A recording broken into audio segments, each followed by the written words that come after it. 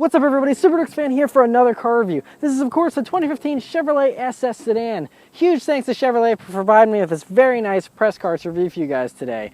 So about the SS, well, I reviewed an automatic 2014 last year and I loved it. It was great. It had a few of the Tom Henry racing parts on it that made it extra fun. This one's totally stock, but it's still great. Now for 2015, the things that they added that are huge additions are the option of a manual, which this one has, and also they all come standard with magnetic ride control now, which is awesome as well. So very cool to have that. This is the Regal Peacock Green color, which is so dark that it almost looks like black unless you're in direct sunlight. It looks really great though. It's a very elegant color, very subtle, and I just think that, you know, the SS is, again, one of their things. I mentioned this in the previous SS review.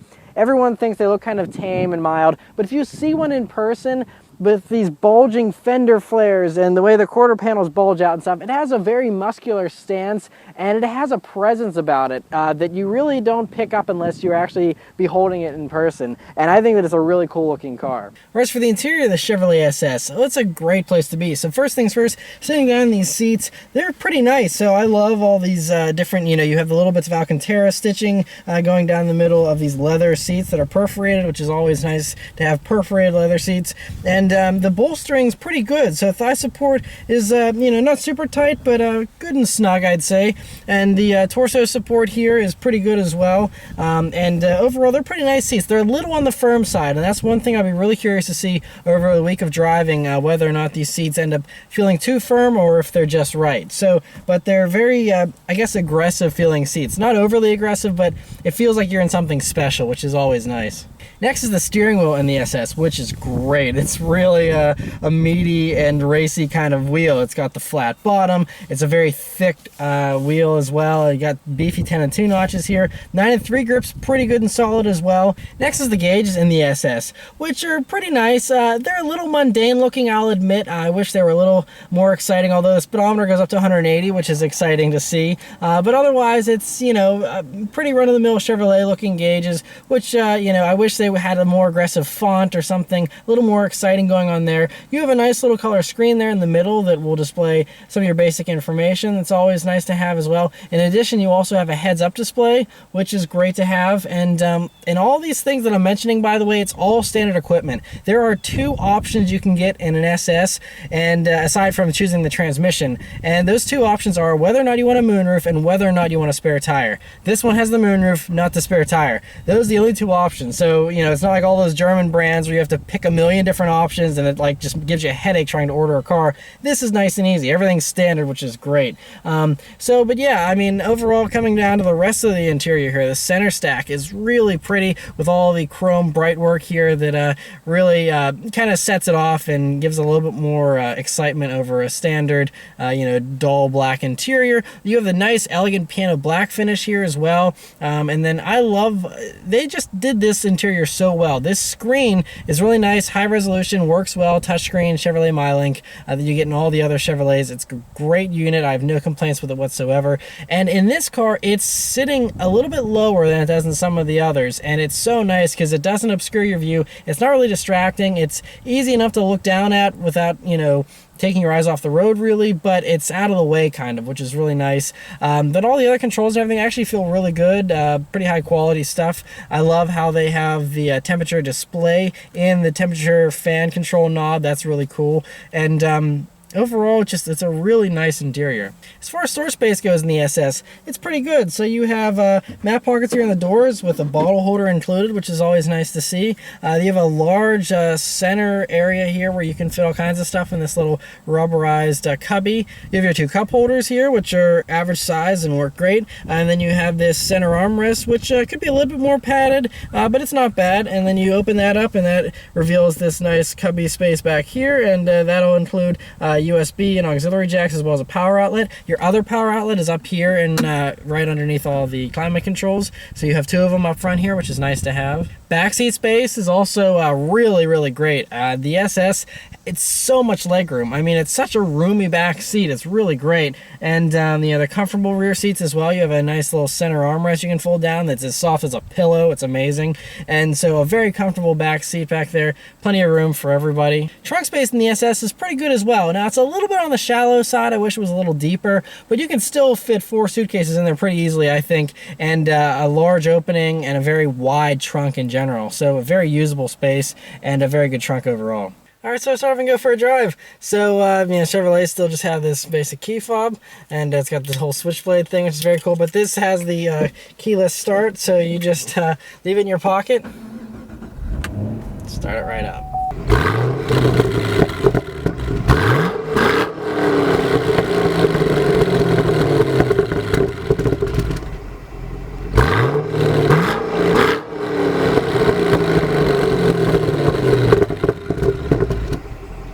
So setting off in the 2015 Chevrolet SS with the manual. So first thing you notice is this manual. That's the first thing, because it's really easy to drive. It's a nice and easy clutch. It's pretty light. Has a good feel to it. The shifter is a little notchy, but it feels really good actually, and each gear change is very positive and very well defined, I guess you could say. Other things to note, the visibility in an SS is always really great. Large windshield, large side windows here. You have all your safety technology like the blind spot monitoring, all that kind of stuff. But the B-pillar is actually pretty thin as well, which should make it pretty easy to back in and out of spots and things like that. One big thing, the other big addition aside from the manual this year, is this magnetic ride control. And now this is a fairly smooth road, so this doesn't really showcase it as well as some other roads that we'll feature here in a few minutes. But even on this, you can tell now there's a tour mode, a sport mode, and a performance mode. And it gets visibly more bouncy and firm, the higher up you go in the modes. Where touring is super smooth actually, and the performance really sharpens it up, and it feels like it also makes the steering weight heavier because it's a great weight even just in the tour mode. But I love the way it feels. The steering just has a very natural feel to it. Another thing though that I noticed about this SS that's different from the one that I reviewed last year is obviously that one had an aftermarket exhaust. This one does not, and so it's a little bit quieter. Now you can still hear with the windows down, you can hear a slight mellow crackle and burble from the exhaust whenever you leave it in a gear and go down a hill and things like that. But overall, it's not too loud. But then again, I haven't actually gotten on it too much yet, so we'll do that now. Alrighty, so let's turn onto this straight road here. Let's see how it does. Ooh, it rips to that upper RPM, and then you can see it dancing around a little bit. That back end's pretty lively, and that always is fun. Ooh, okay, so puts a big smile on my face. Great power play, and it's just so torquey. So we're dealing with it's a 6.2 liter V8 LS3 small block. It's doing 415 horsepower and 415 pound-feet of torque, and all that stuff gets generated in the higher RPMs. I think the torque doesn't even come on full blast until about 4,600 or so. So it's a motor that you do feel like you have to rev out a little bit, but at the same time it has so much low-end torque and really great low-end punch that it's just such a broad power band. It's great. I mean, anywhere you punch it, you get a good firm thrust forward, which is great. So yeah, it's fun. All right, let's see about another acceleration here, shall we?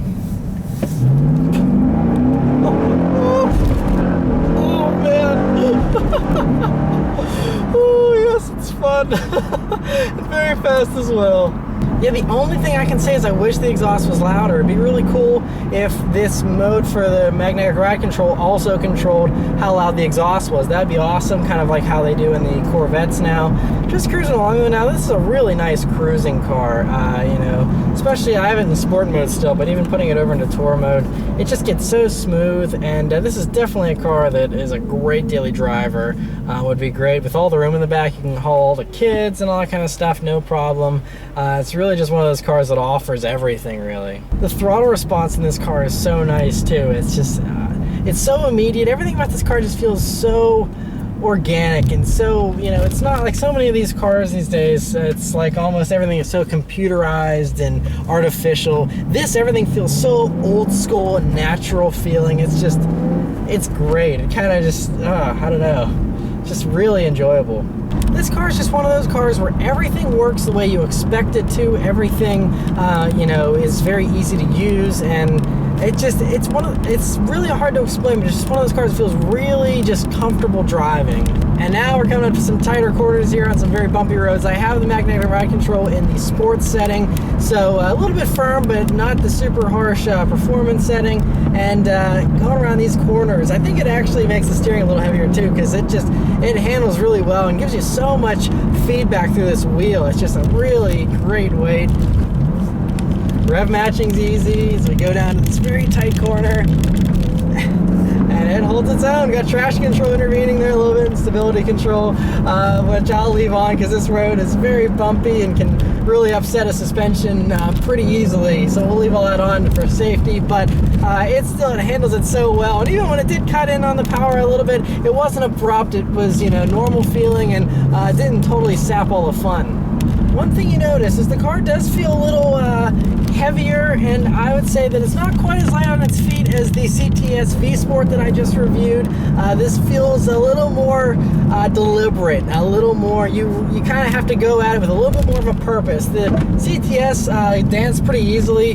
This, you kind of got to work it a little bit more, but that's exciting, of course. We go into some really tight uphill sections here. It wants to get that back end out, it does, but it's doing a good job keeping the power down. We got some Bridgestone Potenza REO 5As on this, and they're doing a good job keeping the power down for the most part, but it does keep this back end lively. I'll tell you what, this is a really lively car, and that's something I remember with the automatic as well, but especially with the manual. Just seems like it's a little bit more lively. I love having an extra bit of control with the manual. It really just adds to the fun.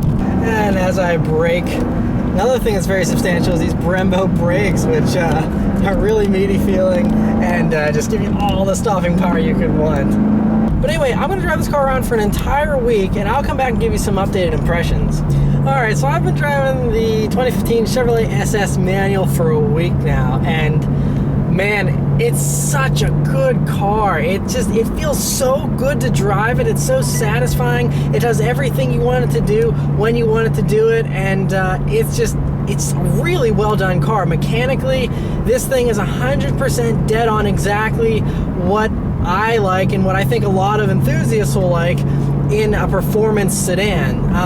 I like it so much, in fact, that if I had $47,000 to spend and I needed 4 doors, this is what I would get. This is, I mean, I've considered the competition and everything. All the Germans are way more expensive and you get way less for your money. This comes fully loaded at 47 grand, and it just has everything.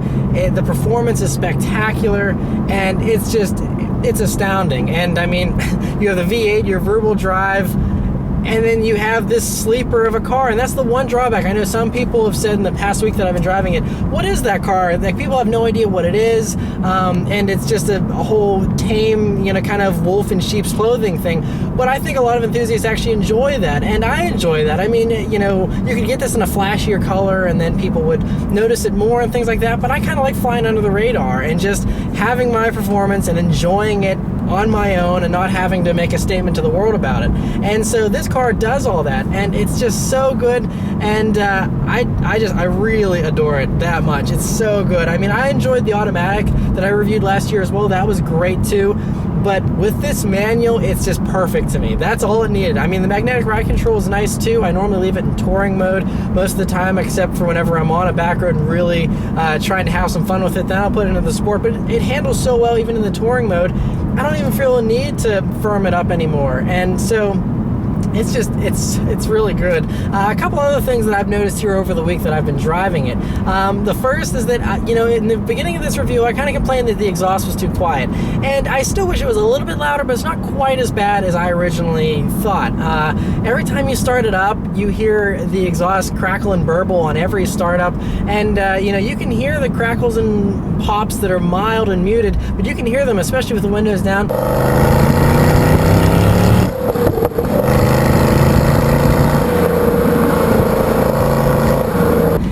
A good V8 sound. I mean, yes, it's not, you know, boisterous or in your face too much, but it's there. And so you know, it is a good sound. I just wish there was a little bit more of it. Yeah, that's really the only thing as far as the sound goes. I love this heads-up display, by the way. You know, it has 4 different modes here for how it displays the information and what kind of information it displays. I love the view with the tachometer here. It's really handy, and it'll also pop up your song information whenever it's changing tracks and whatnot. But it's really nice having the heads-up display. There's only a few drawbacks. Now, it's not all 100% perfect.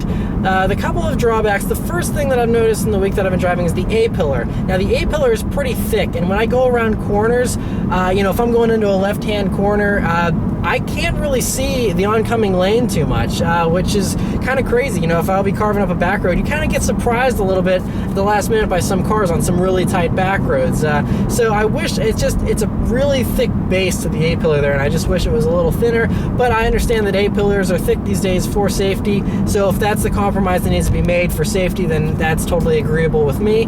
But that's just one observation I had. Another thing that gets in the way with this car is the cup holders. Now, whenever you have a medium or large size cup in the cup holders, the way they're positioned, they get in the way of shifting because they're right behind the shifter here, and so that, you know, it kind of makes for some awkward shifting if you're driving around with drinks in the car. But again, it's only whenever you have drinks in the car and not that big of a deal. And we'll do a little acceleration here.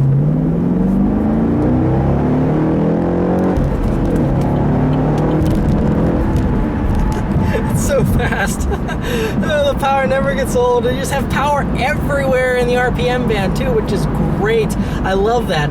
I just love using this clutch and this transmission. It's so easy to shift. The clutch is nice and light, so it's easy to use, and overall just a really great package. One thing though that I don't like about this transmission, and that is I think to sidestep the gas guzzler tax or just for better fuel economy, they have this lockout. So in certain conditions, if you're going at a certain speed at certain RPM and you go from first gear and trying to go into second, it forces you into fourth gear, which is okay if you are just trying to hypermile and taking it easy, but there's some times where I've been like wanting to step on it, and for whatever reason things just aren't right, and it ends up forcing me into fourth, and I got to downshift back into third or second to get the power that I want and get the acceleration that I want. So that's a little, you know, annoying at times, but again, it's something I've gotten used to actually over the past week, and it doesn't bother me too much. Another thing though, relating to fuel economy, is my fuel economy for the week that I've been driving it. Now, I've been doing mostly city driving, so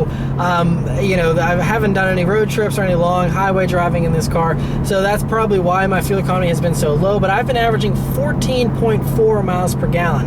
Now, this car is rated at 15 in the city and 21 on the highway for a combined average of 17, which is a little easier to swallow. 14.4 is pretty low, I gotta say. I mean, this car isn't extremely heavy, and it's not like this is a fire-breathing Hellcat or something, so it's a little lower than I would like, you know, for something of this caliber. But yeah, so that's all my impressions on the SS. Overall, like I said, if I wanted a four-door sedan at $47,000, this is what I would buy. Hands down, easy decision in my book. It's really that good, and I absolutely love it. So huge thanks to Chevrolet for providing me with this super nice press car to review for you guys this week. And so yeah, let me know what you think about the SS here, and yeah, thanks for watching. I'll see you next time. Take care.